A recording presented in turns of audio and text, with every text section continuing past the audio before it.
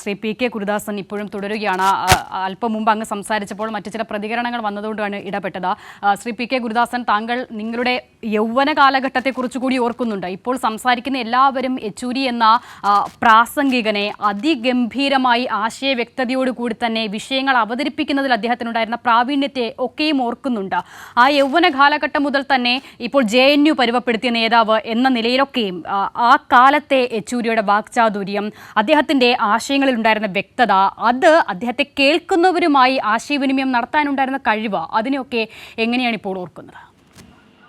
1972 മധുരയിൽ വെച്ച് ചേർന്ന 10ാം പാർട്ടി കോൺഗ്രസ് മുതൽ എല്ലാ പാർട്ടി കോൺഗ്രസുകളിലും ഞാൻ പങ്കെടുക്കുമായിരുന്നു.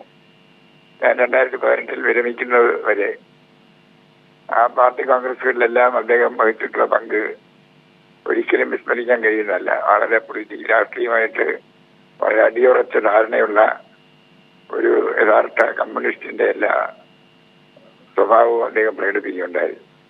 ഒരു കാര്യം കൂടി എനിക്ക് പറയാനുള്ളത്, കേരളത്തിലെ പാർട്ടിയുടെ പ്രശ്നങ്ങളിൽ ഇടപെടുന്നതിൽ യെച്ചൂരി വഹിച്ച പങ്ക് നിശ്ചയമാണ്. കേരളത്തിലെ പാർട്ടിക്കകത്തുണ്ടായ അഭിപ്രായ വ്യത്യാസം ിക്കുന്നതിൽ 2000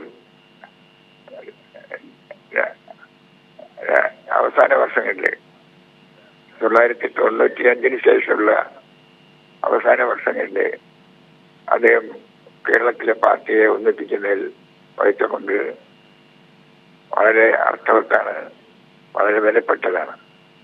അദ്ദേഹത്തിന്റെ അകാല നിര്യാണത്തിൽ ഞാൻ അത്യഗാധമായ ദുഃഖവും അനുശോചനം രേഖപ്പെടുത്തുന്നു.